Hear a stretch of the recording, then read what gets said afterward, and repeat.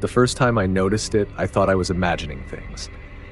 It was my first night in the new house, and I was sitting on the edge of my bed, staring out at the dark backyard through the second-story window. The move to Salem had been exhausting, and I was too tired to unpack more than the essentials. The house had a charm to it, a creaky, vintage charm that I convinced myself was part of its appeal. But that night, something caught my eye, a faint glow coming from the small room at the back of the house, the one the realtor had called the old guest room. The light flickered as though someone had turned it on and off, but the house was empty. I double-checked all the switches before going to bed and knew I hadn't touched the one in that room. My chest tightened, but I told myself it must have been a fault in the old wiring. I shrugged it off, pulled the covers over my head, and fell asleep. The next night, it happened again. This time, I was in the kitchen, washing the last of the dinner dishes, when I glanced outside. The window above the sink had a clear view of the guest room, and there it was, the same faint glow. I dried my hands quickly and walked toward the room, my heart beating faster with each step. The closer I got, the more I felt the air around me grow heavier, colder. When I opened the door, the light was gone. The room was dark, the switch on the wall in the off position. I stood there for a moment, letting my eyes adjust to the shadows. The room was empty, save for a single wooden chair tucked into the corner and an old bureau that had been left behind by the previous owners. I felt a pang of unease, but I didn't have the energy to deal with it. I turned, closed the door, and decided to ignore whatever was happening. But ignoring it wasn't an option for long. Over the next week, the light became a nightly occurrence, always flickering on at some point after sundown. I started watching for it, peeking out my window or the kitchen door. Every time I'd work up the courage to check, the light would vanish by the time I reached the room. Then the noises started, soft, almost imperceptible at first. The creak of floorboards, the faint shuffle of feet, it always seemed to come from the direction of that room. One night, unable to sleep, I stood at my bedroom window, watching. The light came on again, steady this time, and I felt the same cold heaviness in the air. That's when I saw it, a silhouette moving behind the curtain. It was faint, but unmistakable, the figure of someone standing there. I ran downstairs, my heart pounding, and flung open the door to the guest room. The light was gone. The room was silent and still, but something was different. On the floor, near the chair in the corner, lay a photograph. I picked it up carefully, my hands trembling. It was black and white, the edges frayed with age. The image showed a woman sitting on the edge of a bed, her hands gripping the sides tightly, her face twisted in an expression of terror. The background of the photo was familiar. It was the guest room. I dropped the photo as though it burned me, backing out of the room without taking my eyes off it. My mind raced, searching for a logical explanation, but none came.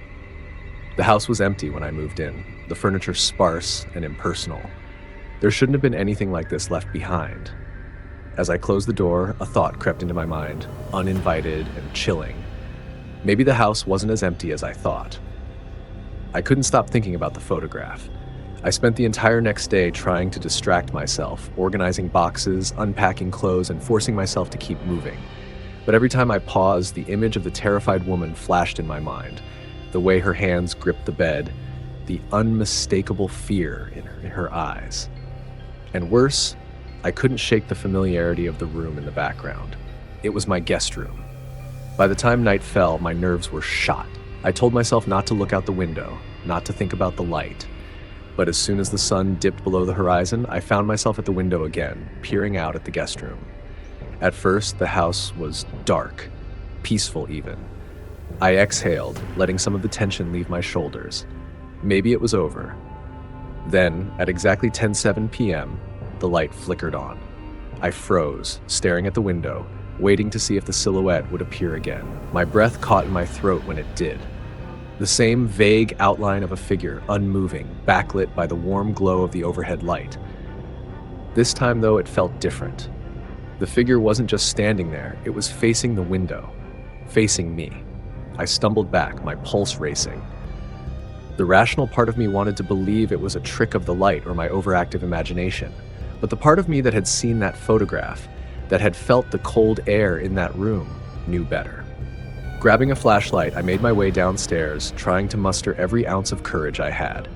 I kept telling myself it was just an old house. Houses make noises, lights flicker, but the thought felt hollow.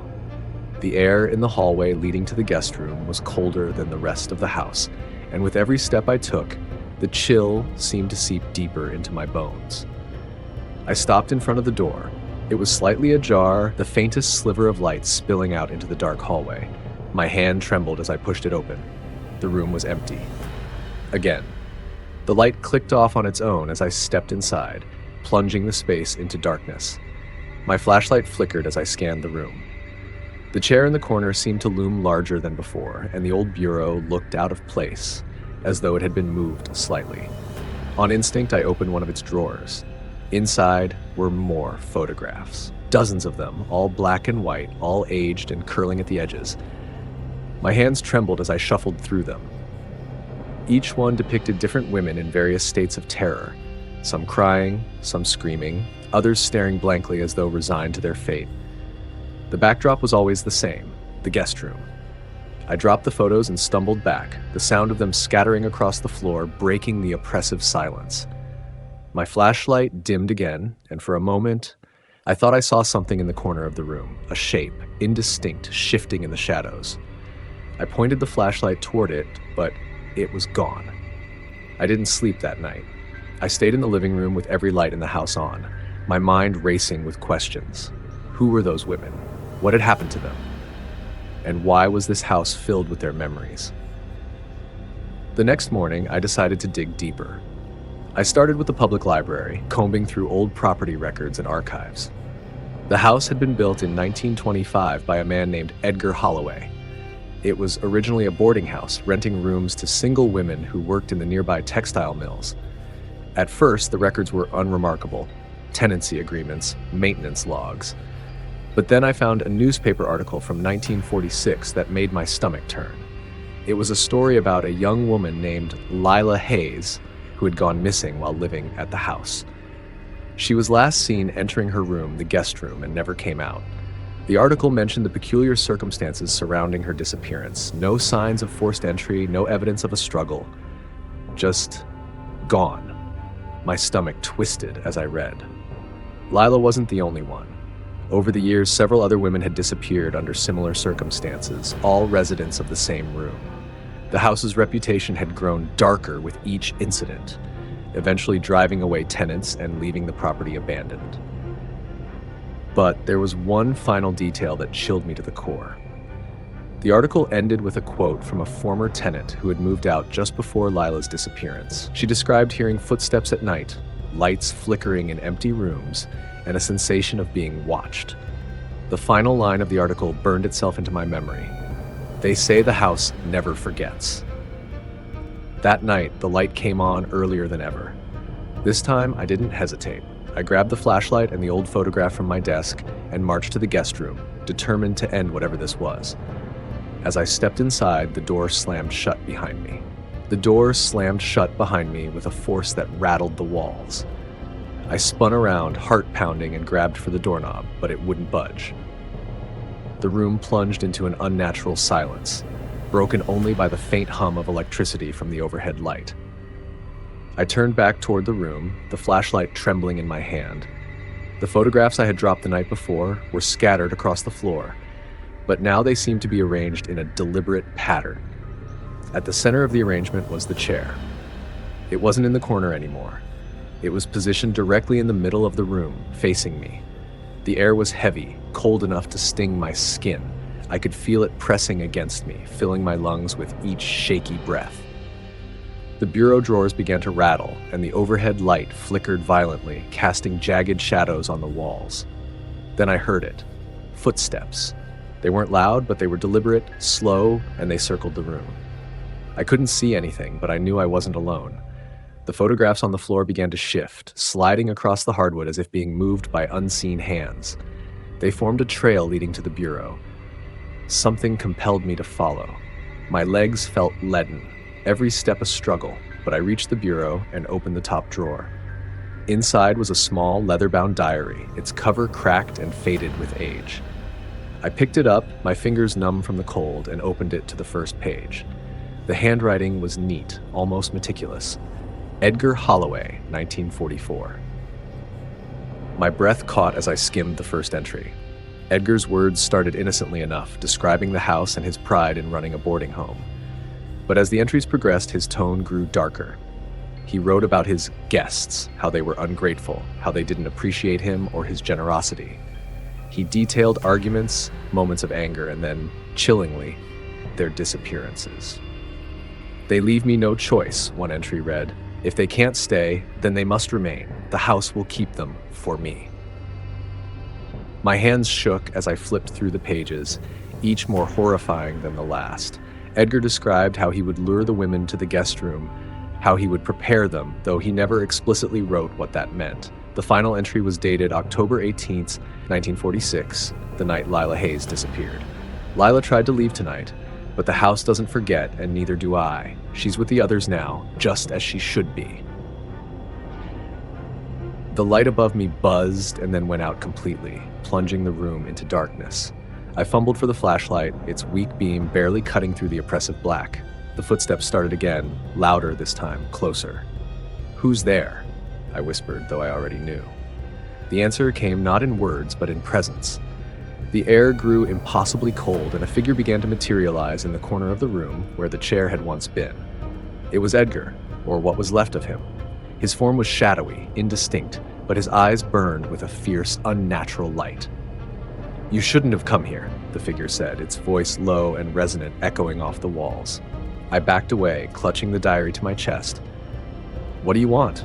I demanded, though my voice barely held. Edgar's gaze fell to the diary, and a cruel smile spread across his face. "The house remembers," he said, "and now so will you." The photographs on the floor began to glow faintly, their images shifting and moving as if alive. Each one showed a different woman in the room, but now their expressions weren't just terrified, they were pleading, their hands reaching toward me through the photographs. The chair slid forward, scraping loudly against the floor, stopping inches from where I stood. I felt an invisible force pushing me toward it, and no matter how hard I resisted, my legs buckled and I fell into the seat. The shadows in the room closed in, circling me like predators. Edgar loomed above me, his grin widening. "It's your turn," he said, his voice a whisper in my ear. Desperate, I clutched the diary and did the only thing I could think of. I pulled a lighter from my pocket and flicked it on. The tiny flame wavered in the freezing air, but it was enough. I held it to the corner of the diary, watching as the leather caught fire and the pages began to curl and blacken. Edgar's smile twisted into a snarl, and the room erupted in chaos. The photographs burst into flames, the walls shook, and the shadows recoiled as if in pain. The house groaned like a living thing, and the air was filled with screams. Dozens of voices, all crying out at once. The diary burned to ash in my hands, and with it, Edgar's form disintegrated into nothingness. The room fell silent, the oppressive weight lifting as if a great burden had been released.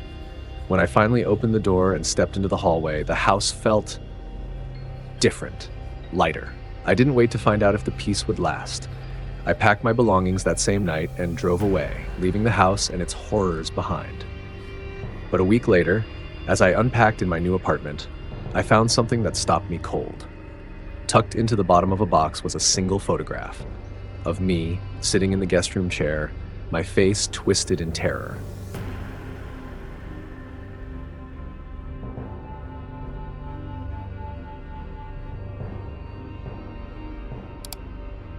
The rain was relentless, turning the streets into slick rivers of reflection as I wandered through the open-air antique market.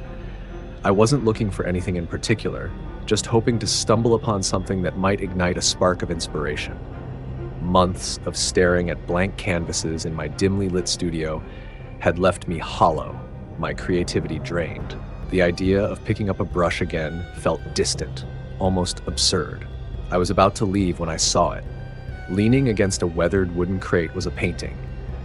At first glance, it didn't seem remarkable, an unfinished portrait of a woman. But something about it stopped me in my tracks.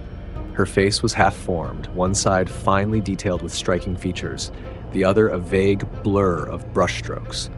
Her eyes were what drew me in. They were hauntingly expressive, filled with a sadness so palpable it seemed to radiate off the canvas.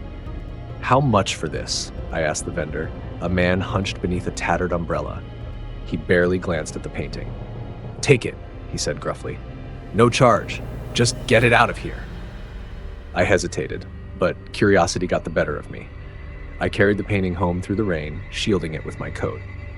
Back in my studio, I propped it against the wall, where it seemed to dominate the room despite its modest size. The woman's gaze followed me as I moved about, her unfinished features giving her an ethereal, almost ghostly quality. That night, as the rain drummed against the windows, I sat staring at the painting, hoping it might spark something in me. But all it did was leave me unsettled. I finally turned off the lights and went to bed, the image of her face lingering behind my eyelids.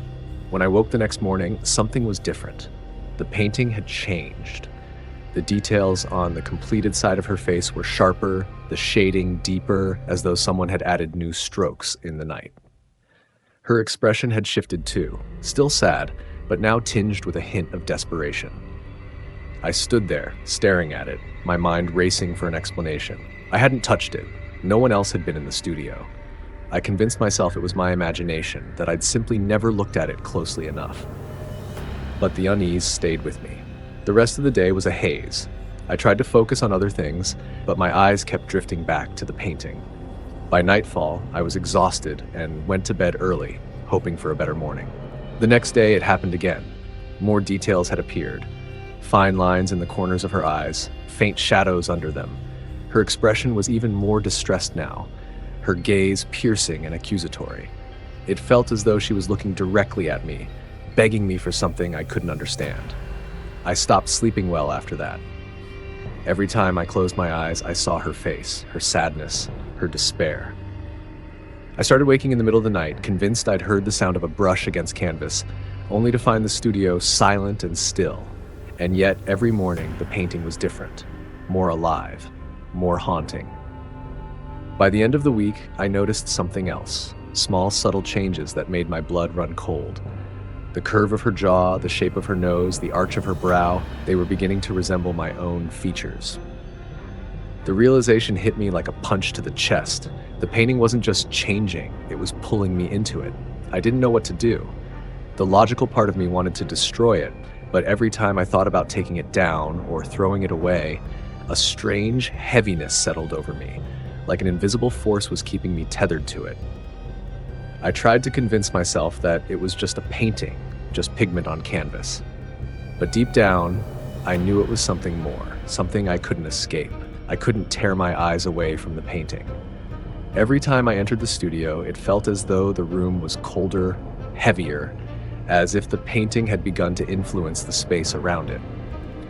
The woman's face, now almost fully formed, seemed to pulse with a quiet vitality, her expression shifting imperceptibly when I wasn't looking directly at her. I told myself it was a trick of the light, but it was becoming harder to believe that. The most disturbing part was how familiar she was starting to look. At first, it had been subtle, a hint of my cheekbones here, the curve of my lips there, but now the resemblance was undeniable. It wasn't just her face, even the background was changing. What had once been a vague, shadowy blur was now sharpening into shapes I recognized. The faint outline of my studio window, the angular silhouette of the easel by the wall. The dreams began soon after. The first one was simple but suffocating. I was standing in total darkness, unable to move, while a faint whisper circled me. The sound wasn't quite words, just a low, mournful murmur that echoed endlessly. When I woke, my chest felt tight, like the air had been pressed out of me. I glanced at the painting, and though nothing had visibly changed, I felt certain it was responsible. The second dream was worse. I was in my studio, but it wasn't the same. The walls seemed to stretch endlessly into shadows, the furniture warped and distant.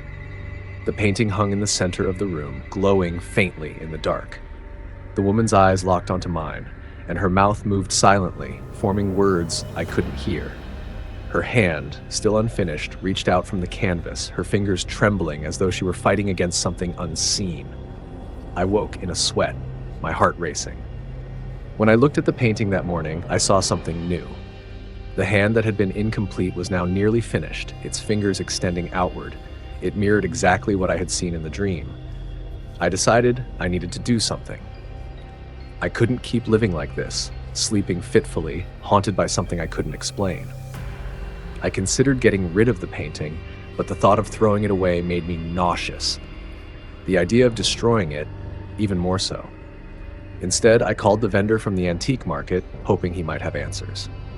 "It's you," he said before I could even finish describing the painting. His voice was low, almost fearful. "It chooses people."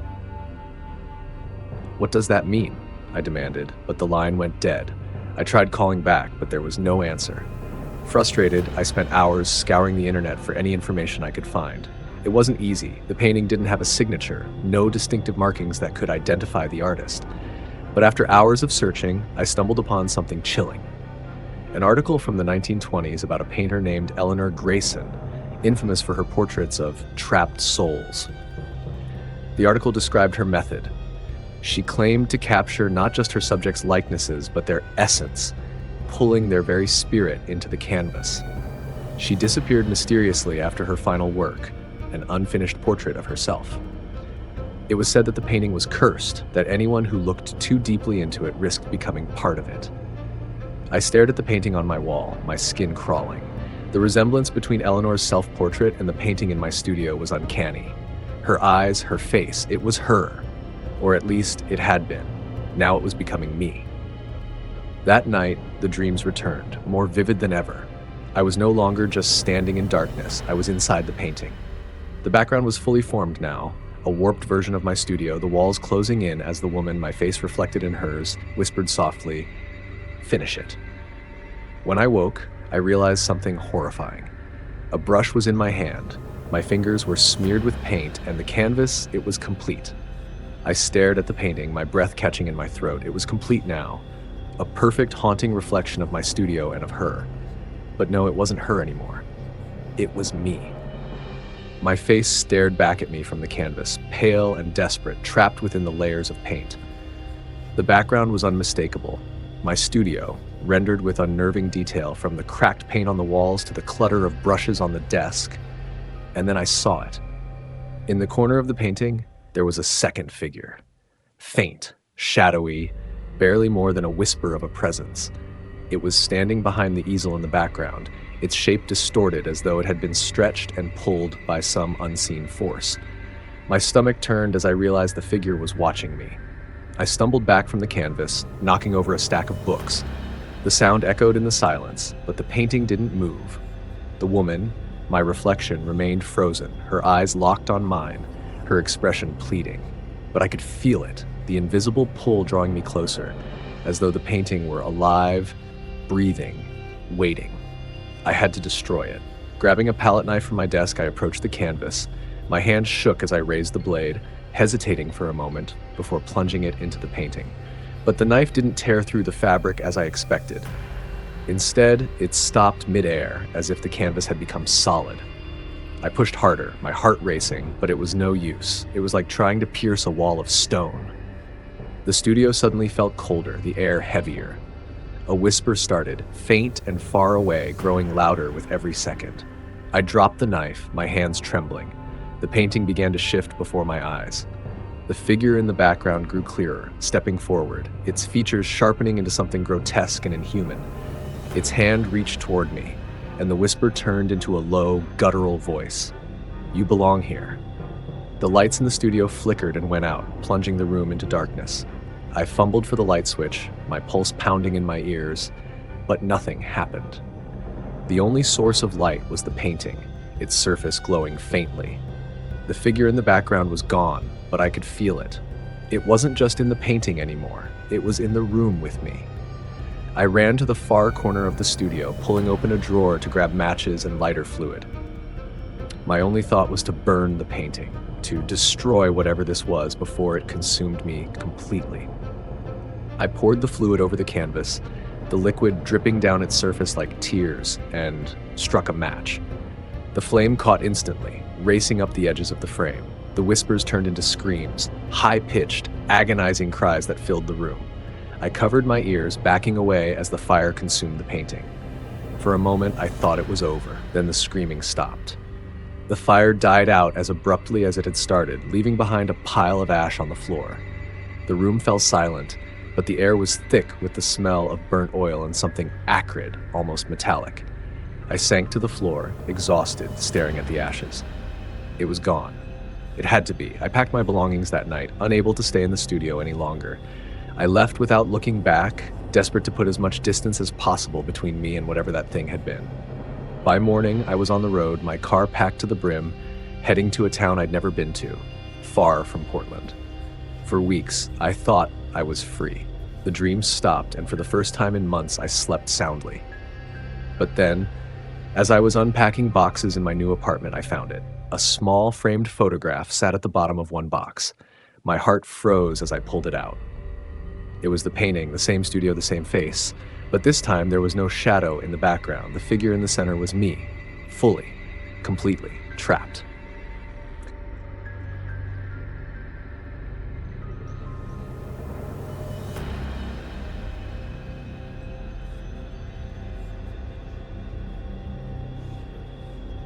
The house looked perfect when we first arrived. Nestled among towering pines at the edge of a quiet Vermont town, it was everything we'd hoped for.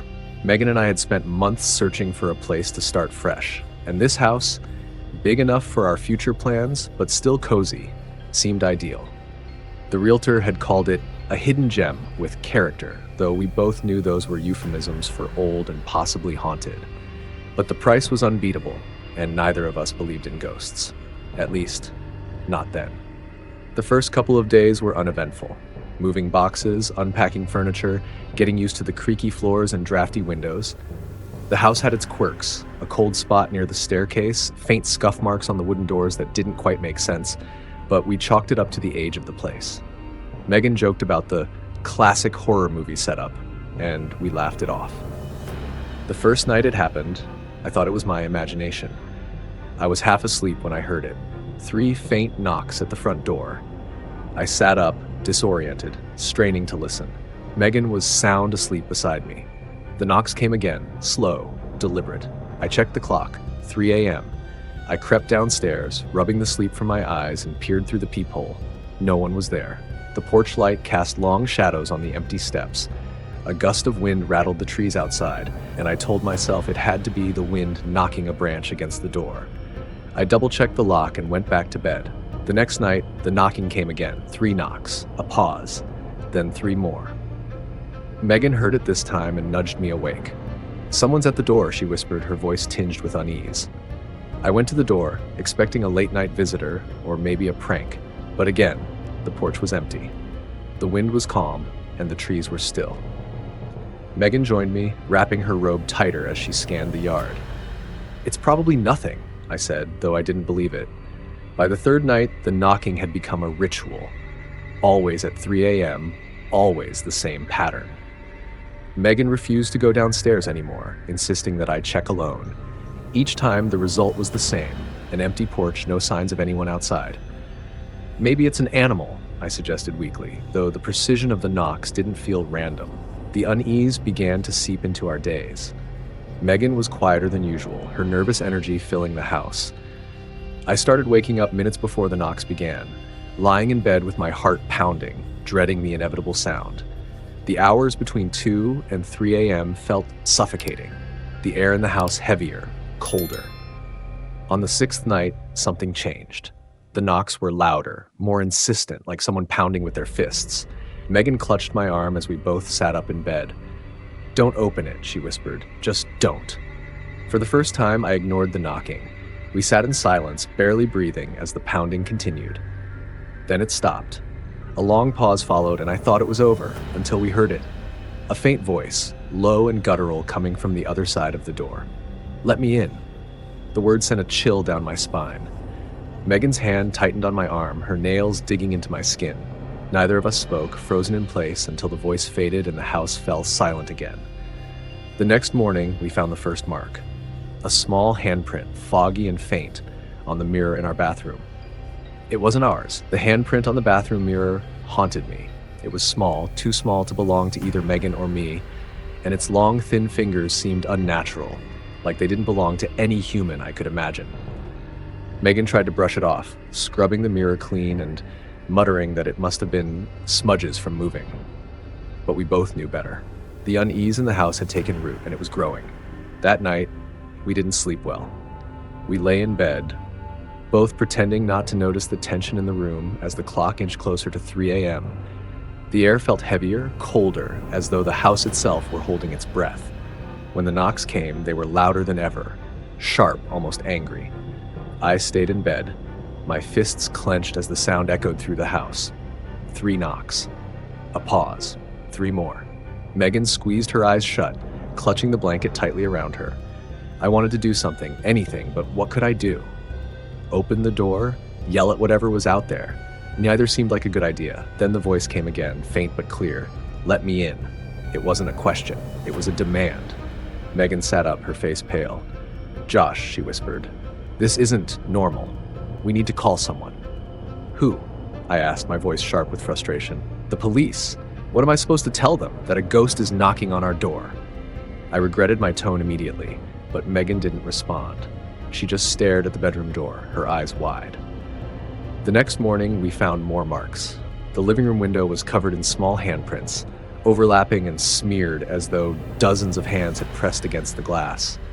And on the bathroom mirror, written faintly in the fogged surface, was a single word: soon. Megan refused to stay in the house that day. She booked a hotel room nearby and begged me to come with her. I agreed, though reluctantly. As much as the house scared me, I didn't like the idea of leaving it, as if abandoning it would somehow make things worse. Still, I packed a bag, and we left. The hotel felt like a reprieve at first, but that night, the unease followed us. At exactly 3 a.m., I woke to the sound of knocking, not at the door, but on the window of our hotel room. Megan woke up too, her face pale as we stared at the dark glass. The knocks were faint but deliberate, and I swore I heard the same voice whispering, "Let me in." We didn't sleep after that. The next day, Megan insisted we go back to the house. If we're not there, she said, her voice trembling, we can't figure out what's happening. We can't stop it. When we returned, the house felt different. The air was heavier, and a faint smell of earth and rot lingered in the halls. Megan suggested we check the basement, a part of the house we'd barely paid attention to. Reluctantly, I agreed. The basement was worse than I imagined. The air was damp and suffocating, and the single overhead light flickered weakly. As we searched, Megan found an old wooden trunk tucked into the corner, hidden beneath a tattered sheet. Inside were objects that made my stomach churn. Blackened candles, bones that looked far too real, and a book bound in cracked leather. The book was filled with handwritten notes, diagrams of circles, symbols, and rituals. One page stood out. At the top, in spidery handwriting, were the words, "The Invitation." The notes explained a ritual meant to summon and bind spirits to a place, using repeated knocks to seek permission to enter. If permission wasn't granted, the spirits would grow stronger, forcing their way in. The final line froze me. Once the invitation is complete, the house belongs to them, and so will you. I looked at Megan, her face pale in the flickering light. "We need to leave," I said, my voice shaking. "Now." But as we turned to go upstairs, we heard it. 3 knocks, not at the door this time, but from the basement walls themselves. The sound of the knocks in the basement froze us in place. It was impossibly close, coming from the concrete wall just feet away. 3 deliberate knocks. A pause. 3 more. Megan clung to my arm, her breathing shallow and panicked. "We can't stay here," she whispered, her voice barely audible. I grabbed the leather-bound book and the flashlight, dragging her upstairs as fast as I could.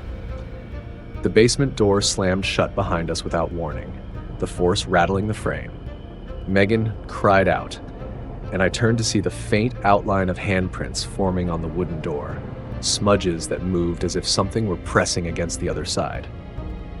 We barricaded ourselves in the bedroom, locking the door and piling furniture in front of it.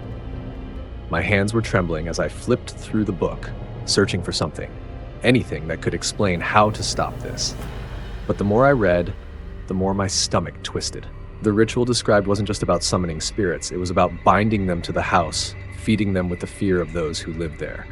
And once the spirits grew strong enough, there was no way to stop them.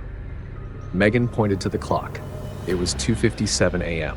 "Josh," she said, tears streaming down her face, What happens if we don't let them in? The book said they'll come in anyway. I didn't answer. I couldn't.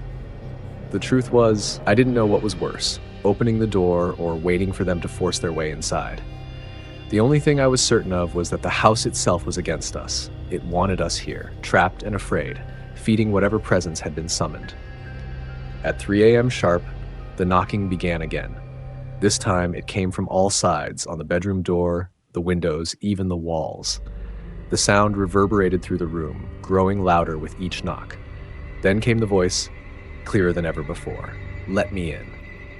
Megan screamed as the lights flickered and went out, plunging the room into darkness. The air turned icy, and the smell of rot filled my lungs. The handprints appeared on the windows, smeared and overlapping, as if dozens of hands were clawing to get inside. Desperation took over.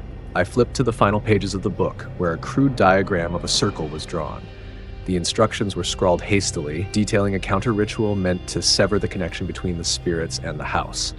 It required salt, fire, and the same rhythmic knocking, but this time done from inside the house. "We have to do this," I told Megan, showing her the page. "It's the only way." We scrambled to gather what we needed, the knocking never ceasing.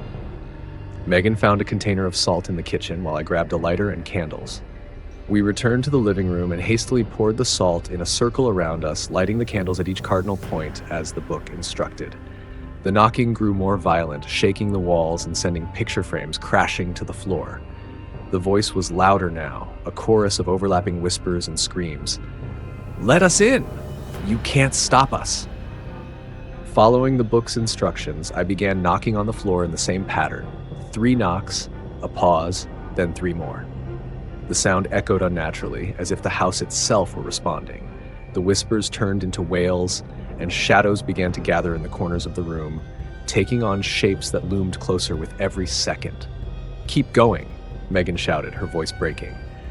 I completed the final knock, and the room erupted in chaos.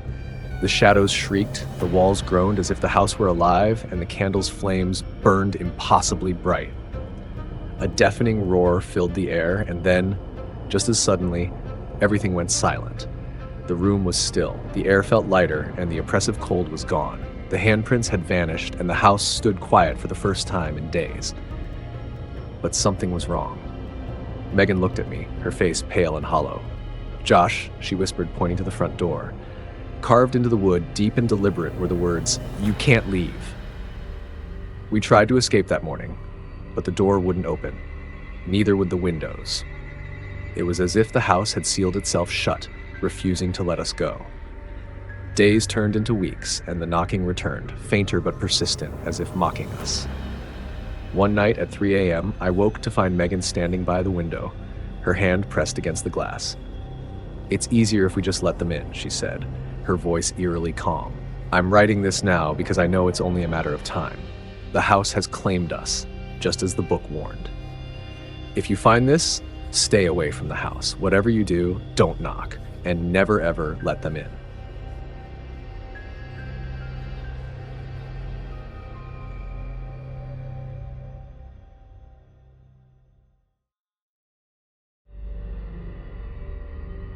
The first time it happened, I didn't think much of it. I was in the kitchen, rinsing a glass, when the sound caught my attention. It was faint, just a soft hum that grew louder as I stepped into the living room. The television was on, its screen filled with static. I frowned. The remote was on the coffee table, untouched. I lived alone, and I hadn't turned it on. "Old wiring," I muttered to myself, grabbing the remote and switching it off. The hum ceased, and the room fell silent again. I told myself it was nothing, just an old TV acting up in a house that was probably overdue for electrical work. That night, I went to bed without giving it a second thought. The house was quiet, the kind of silence I had grown used to since moving here. Living alone wasn't always easy, but it was better than the alternative. The noise and chaos of my old life. Here, I could focus on myself, my work, and nothing else. But at 3:12 a.m., I woke up to the sound of static again. It wasn't loud, but it was insistent, like a low buzzing that wormed its way into my sleep. Groggy and annoyed, I stumbled into the living room. The television was on, just as it had been earlier, the screen alive with static. This time, I stared at it for a moment before turning it off. Something about the way the screen flickered unsettled me. For a split second, I thought I saw a shadow move within the interference, but I brushed it off as my tired mind playing tricks on me. The following day, I unplugged the television. That should have been the end of it. It wasn't. That night, the static returned. Louder this time, a harsh crackling that echoed through the house. When I walked into the living room, the screen was lit up again, though the TV was still unplugged. My chest tightened as I stood there, staring at the impossible sight. I felt a chill crawl up my spine. I turned away, deciding not to deal with it then and there. Maybe I was imagining things. Maybe it was just my mind slipping after weeks of stress. But as I headed back to bed, I thought I heard something, just beneath the static. A voice, soft and faint, like a whisper buried in the noise. Over the next few days, the incidents grew stranger. The television began turning on at random times throughout the day, no matter how many times I unplugged it. And it wasn't just the TV. My computer screen would flicker briefly, the interference there resembling the same static I had seen on the television. At first, I thought it was a virus or some kind of glitch. But then I started noticing patterns, shapes in the static, faint impressions of faces that dissolved as soon as I blinked. By the end of the week, I was sure I wasn't imagining things. I woke one night to find the television on again, the static filling the room with its dull glow. This time, I didn't turn it off. I stood there, watching, waiting for something to happen. And then it did. The static shifted, the interference breaking apart to reveal a shadowy figure. The face appeared slowly, emerging from the distortion like it was being dragged out of the screen. It was a woman, her features obscured by the noise, but her eyes were unmistakable, sharp, focused, and staring directly at me. "Claire," she said, her voice crackling through the speakers, "you're alone." My heart pounded in my chest as I scrambled to turn the TV off, but her face remained on the screen, frozen in place. Her lips moved again, but this time the sound didn't come from the speakers. It came from behind me. "I'm here." I spun around, my heart racing, but the room behind me was empty. The only light came from the television, casting flickering shadows that danced along the walls. The woman's face was gone now, replaced by the familiar static, but the memory of her voice lingered, low and sharp, like it had been whispered directly into my ear. I didn't sleep that night. I sat on the couch, staring at the darkened screen, waiting for it to come to life again. My mind raced with possibilities. Had I imagined it? Was this some elaborate prank? But deep down, I knew it wasn't. Something was wrong with the house, or maybe with me. Either way, it was impossible to ignore. The next day, I tried to rationalize everything. I spent hours online, searching for stories of televisions turning on by themselves or unexplained electronic interference. Most of what I found was mundane: faulty wiring, outdated equipment, even magnetic fields. None of it explained what I'd seen or heard, and none of it explained how she knew my name. That evening, I considered staying somewhere else, anywhere but here. I even packed a bag, but the thought of leaving felt wrong. It wasn't just fear holding me back. It was as if the house itself didn't want me to leave. The air felt heavier, pressing against me like an invisible hand, urging me to stay. By the time night fell, the tension in the house was unbearable. Every creak of the floorboards, every sigh of the wind outside felt amplified, like the house was alive and watching me. I decided to unplug every screen in the house. My phone, my computer, the television, everything. I wanted no part of it. At 3 a.m., I woke to the sound of static. I shot up in bed, my heart pounding. The television was on again, the screen glowing faintly from the living room. I had unplugged it. I was certain. The air felt colder as I crept toward the source of the noise, my breath visible in the dim light. The static was louder this time, crackling with an almost rhythmic pulse. And then I saw her again. Her face materialized in the static, clearer than before. Her features were sharper now, her eyes wide and piercing. She wasn't just staring at me, she was studying me, as though she could see through me.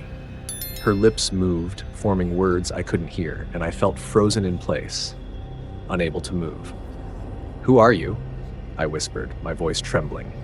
The sound of my question seemed to trigger something in the screen. The static shifted violently, the image distorting before her voice finally came through, clear and chilling. "Don't you know?" she said. a faint smile forming on her lips. "I've always been here." The lights in the room flickered, and for a moment, everything went dark. When the lights returned, she was gone. The television was off, as though it had never been on in the first place. But the air in the room was different now. Thicker, heavier, as if something unseen had joined me. I couldn't stay silent anymore. I called my friend Alice, the one person I thought might take me seriously. She listened quietly as I explained everything, her tone cautious but concerned. "It could be stress," she suggested. "Maybe your mind is playing tricks on you. You've been so isolated lately." Her words stung because I knew they were true. I had been isolating myself for months, but this wasn't in my head. I begged her to come over, just to prove to me that I wasn't imagining things. She reluctantly agreed, promising to stop by the next day. When I hung up, I felt a faint flicker of relief, but as I turned back to the living room, my stomach dropped. Written across the screen of the now dark television in faint, foggy letters were 2 words: "Stay here." The house was no longer just watching me, it was speaking to me, and I wasn't sure I wanted to know what it had to say. The following day, I waited for Alice like a lifeline. I kept all the screens in the house covered, using blankets and towels to block every reflective surface. The air felt heavier with every passing minute, the house pressing down on me as if it knew I was trying to escape its grasp. Alice arrived around noon, her usual bright smile dimmed by concern. "You look terrible," she said, placing a hand on my shoulder. "Let's figure this out, okay?" I nodded, too exhausted to argue. Together, we uncovered the television. It was off, the black screen reflecting our faces. Nothing seemed out of place. Alice gave me a skeptical look but indulged me as I recounted the events. When I told her about the woman in the static, the words she spoke, and the strange occurrences, her expression shifted from doubt to unease. "Let's just turn it on," Alice said. "Maybe we can see what's causing this." Every fiber of my being screamed not to, but I agreed, desperate for proof that I wasn't losing my mind. Alice pressed the power button. For a moment, the screen stayed black, and I almost breathed a sigh of relief. Then the static roared to life, filling the room with its harsh, relentless crackling. At first, it was the same, just noise and interference. But then the shadow appeared, shifting within the screen. The woman's face emerged again, sharper and clearer than ever before. Her gaze locked onto mine, and this time, Alice saw it too. "Claire," Alice whispered, her voice trembling. "Who is that?" "I don't know," I replied, my throat dry. The woman's lips moved, forming words that came through the speakers in a chilling monotone. "You shouldn't have brought her here." Alice gasped, stumbling backward as the static intensified. The woman's face twisted, her expression darkening. The lights in the house flickered violently, and the room seemed to hum with energy. "I'm calling the police," Alice said, mild-eyed, fumbling for her phone. But the moment she unlocked it, the screen filled with static. The woman's face appeared there too, her voice crackling through the device. "You can't leave," she toned icy. "She belongs to me now." The lights went out completely, plunging the house into darkness. I reached for Alice, but she was gone. The static on the television glowed faintly, illuminating the room just enough for me to see that I was alone. "Alice!" I screamed, my voice echoing in the suffocating silence. I stumbled through the house searching for her, but she was nowhere to be found. The house itself felt alive, every creak and groan mocking me as I moved. My phone buzzed in my pocket, and I pulled it out with trembling hands. The screen was black, save for a single word: mine. The realization hit me like a punch to the chest. The woman in the static wasn't just haunting the house, she was taking it over. Every screen, every device, every surface capable of reflection was now hers, and Alice was gone, pulled into whatever realm the woman inhabited. I rushed to the basement, desperate to sever the connection. Among the dusty old shelves, I found the circuit breaker and flipped every switch, plunging the house into silence. For a moment, I thought it had worked. The static was gone, and the oppressive energy seemed to lift. But when I turned around, she was there. Not on a screen. Not in a reflection. She stood in the middle of the room, her form flickering like a dying signal. Her eyes were hollow, her face pale and cracked like an old photograph. She reached out to me, her voice soft but commanding. "You can't escape, Claire. This is where you belong." I backed away, my mind racing for a solution, but there was nothing left to do. The house wasn't just haunted. It was hers. And now it wanted me too. The last thing I remember is her touch, cold, electric, and overwhelming. When I woke, the house was silent again and I was alone. Alice was gone, and my reflection in every mirror and screen wasn't mine anymore. Now, when I look into the television, I see her face, and behind it, faint and fading, I see my own.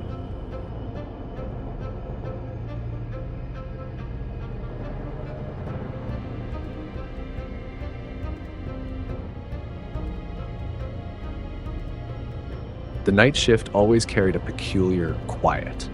The kind of quiet that made your ears strain for the faintest noise, as though the stillness itself was unnatural. I was used to it. Working as a counselor at the detention center meant long hours, late nights, and a routine that blurred into monotony. But the familiarity of it all was a comfort, a shield against the unpredictable nature of the job. That night started like any other. I finished my shift at 2:30 a.m., exhausted but relieved to be heading home. The fluorescent lights of the parking lot hummed overhead as I unlocked my car. The air was cold, crisp, with a faint mist settling over the lot. I slid into the driver's seat and started the engine, the sound breaking the heavy silence. The roads were deserted, as they usually were at this hour, and I found myself easing into the drive, letting the monotony of the empty streets soothe my mind. It was about 10 minutes into the drive when I noticed the car. At first, it didn't seem out of place, just another vehicle heading in the same direction. But as I made my first turn onto the side street that led away from the main highway, the car followed. I glanced in the rearview mirror, brushing it off. Probably someone heading home, I thought. The car stayed behind me, maintaining a steady distance. Each turn I made, it mirrored. I felt the first pang of unease when I deliberately took an alternate route, adding extra minutes to my drive. The car followed every curve, its headlights glaring in my mirror. I tightened my grip on the steering wheel, my mind racing. Maybe it was someone from work, I told myself. Or maybe it was a coincidence. The city wasn't huge, and late-night drives often overlapped. Still, the unease in my chest was growing, a tight knot I couldn't shake. As I neared my apartment complex, I decided to test my theory. I slowed down, letting the car catch up, then made a sudden turn onto a side street that led nowhere but a dead end. The car hesitated for a moment before following. My heart sank. This wasn't random. I pulled into the parking lot of my building, my hands trembling slightly as I shifted into park. The car followed, stopping directly behind me, blocking my exit. Its headlights bathed the back of my car in harsh light, casting long shadows against the brick walls of the complex. My breath caught as I stared into the rearview mirror, waiting for something to happen. The driver's door opened. A man stepped out, his silhouette obscured by the glare of his own headlights. He was average-looking, dressed in a plain jacket and jeans, but there was something unsettling about the way he moved. Calm, deliberate. He didn't approach my car. Instead, he stopped a few feet away, staring directly at me. I froze, unsure of what to do. My phone was in my hand, the emergency number already dialed, but I couldn't press call. It was as if his gaze had pinned me in place. For what felt like an eternity, neither of us moved. Then he tilted his head, studying me like I was a puzzle he was trying to solve. His lips parted and he spoke a single word, his voice quiet but clear. "Oh." The word hung in the air, meaningless yet profoundly unsettling. Before I could react, he turned and walked back to his car. He got in, started the engine, and drove away, disappearing into the mist like he had never been there. I sat there for several minutes, my hands gripping the steering wheel, my heart pounding so hard it felt like it might burst. When I finally stumbled out of the car and into my apartment, I locked the door behind me, bolting it twice for good measure. But the feeling of his gaze lingered, etched into my mind. Even as I sat on the edge of my bed, trembling, one thought consumed me. What had he meant by "oh"? The next morning, I couldn't shake the memory of the man's face or his voice. That single word, "oh," echoed in my mind, looping endlessly without offering any clarity. It wasn't just what he said, it was how he said it. Not surprised, not confused, just knowing, like he'd recognized something about me that I didn't understand. I tried to go about my day as usual, hoping the routines of life would push the memory into the background. But nothing felt normal. I kept glancing over my shoulder, scanning the streets for the car from last night. At every red light, I checked the rearview mirror, half expecting to see those headlights again. My hands trembled when I typed up reports at work, and I jumped every time my phone buzzed. By the time my shift ended that night, the dread had grown into something physical, a weight pressing against my chest. I hesitated in the parking lot, standing under the harsh glow of the fluorescent lights, as though they could protect me from whatever might be lurking in the dark. Finally, I took a deep breath, got into my car, and started the engine. The drive home was quiet at first, the empty streets stretching ahead like they always did, but as I neared the halfway point, my stomach twisted. In the distance, headlights appeared. They seemed unremarkable at first, just another car on the road. But as I turned onto the winding residential streets, the headlights followed. Every turn I made, the car mirrored, its pace deliberate, unhurried, like it had all the time in the world. My pulse quickened. This couldn't be happening again. I decided to test it, taking an erratic route, looping around blocks, doubling back, turning into random neighborhoods. But the car stayed with me, its headlights unwavering. The knot in my chest tightened as I realized it wasn't just following me. It was hurting me, guiding me toward home like it already knew where I was going. When I finally pulled into the parking lot of my apartment complex, the car didn't stop behind me this time. Instead, it parked a few spaces away. My hand hovered over my phone as I sat frozen in the driver's seat, watching the figure inside the other car. I couldn't see his face in the darkness, but I could feel his gaze. It burned into me, sharp and probing, like he was waiting for something. The seconds stretched into minutes before the driver's side door opened. The man stepped out, the same as the night before. My chest tightened as he approached. His movements calm, measured. He stopped several feet away, just outside the reach of the headlights, and stared at me. His face was obscured by shadow, but I could feel the weight of his gaze. I rolled down my window just enough to speak, my voice shaking. "What do you want?" He didn't answer. Instead, he tilted his head again, the same curious motion as the night before. Then, after what felt like an eternity, he said, "It's you." I blinked, confusion and fear colliding in my mind. "What are you talking about?" The man didn't respond. He stood there for another long moment, his head cocked to the side as if he were studying me. Then, without another word, he turned and walked back to his car. He drove away, leaving me sitting in stunned silence. I couldn't sleep that night. Every creak of the apartment, every gust of wind outside sent my heart racing. I double-checked the locks on my door and windows, but it didn't feel like enough. The man wasn't just following me. He knew me, or thought he did, and that terrified me more than anything. The next morning, I went to the police. I recounted everything, from the first encounter to the second. The officer at the desk listened politely, but didn't seem overly concerned. "Did he threaten you?" he asked. "No," I admitted, my voice hollow. "Then there's not much we can do," he said with a shrug. "Could be a misunderstanding." A misunderstanding? The thought made my stomach churn.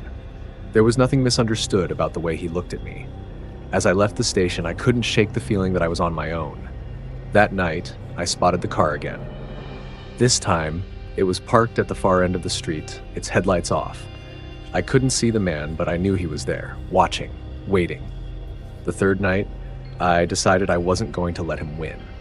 I wasn't going to let him control my life, dictate my every move, or keep me locked in a state of fear. I stayed at work later than usual, organizing files and catching up on paperwork, hoping the extra time would give me the courage I needed. But as the clock struck 3 a.m., the quiet hum of the detention center felt suffocating. I couldn't avoid it forever. Driving home, I kept my eyes glued to the rearview mirror, scanning every car on the road. For a while, I thought I might be free of him. The streets were empty, the fog hanging low over the asphalt, wrapping the world in an eerie silence. But then, at the edge of my vision, I saw them, headlights appearing in the distance, faint but steady. My pulse quickened. As I took turn after turn, the car followed. There was no mistaking it now. He was back. My hands gripped the steering wheel so tightly that my knuckles turned white. Every instinct screamed at me to drive anywhere but home, but I felt trapped, unable to think clearly. No matter where I went, I knew he would follow. By the time I pulled into my apartment complex, I was trembling. The car stopped several spaces behind me, its headlights cutting through the fog like a knife. This time, he didn't wait. As soon as I parked, he got out of his car. I didn't hesitate. I grabbed my phone, already dialing 911 as I opened my door. The man stopped in his tracks as he saw me step out. His expression was unreadable, his face partially obscured by the shadows. But his voice was clear, low, and deliberate. "You shouldn't have come back," he said. My stomach dropped. "What do you mean?" I demanded, trying to keep my voice steady. He didn't answer. Instead, he took a slow step closer. I stumbled back, my phone clutched tightly in my hand. "Stay back!" I yelled. "I've already called the police." He stopped, his head tilting slightly, just like before. Then, for the first time, his expression shifted. There was something almost disappointed in his eyes. "You don't know, do you?" he said softly. "Know what?" I snapped, my fear boiling over into anger. "Who are you? What do you want?" He smiled faintly, a strange, almost sad smile. "It doesn't matter now," he said. "You'll see." Before I could respond, he turned and walked back to his car. I stood frozen, watching as he got in and drove away, his taillights vanishing into the fog. The silence that followed was deafening. I didn't sleep that night. Instead, I sat at my kitchen table, replaying the encounter over and over in my mind. What had he meant? What was I supposed to know? The way he looked at me, like I was part of some larger puzzle, made my skin crawl.